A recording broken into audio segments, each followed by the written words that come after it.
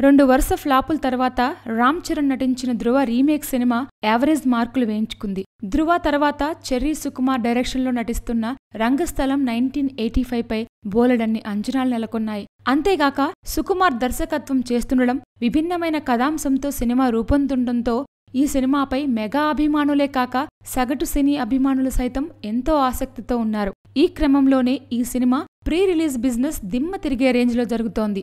రంగస్థలం satellite హక్కులు 16 కోట్లకు అమ్ముడవగా ఇతర డిజిటల్ రైట్స్ 13 కోట్లు పలికాయట. ఇక ఏరియాల వారీగా ఈ సినిమా రైట్స్ కోసం అప్పుడే భారీగా ఎంక్వైరీలు స్టార్ట్ అయినట్లు ట్రేడ్ వర్గాలు చెప్తున్నాయి.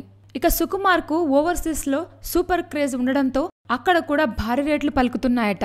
మైత్రి మూవీ మేకర్స్ నిర్మిస్తున్న ఈ చిత్రంలో సమంత హీరోయిన్ గా నటిస్తుండగా దేవిశ్రీ ప్రసాద్ సంగీతం, రత్నవేలు సినిమాటోగ్రఫీ చేస్తున్నారు.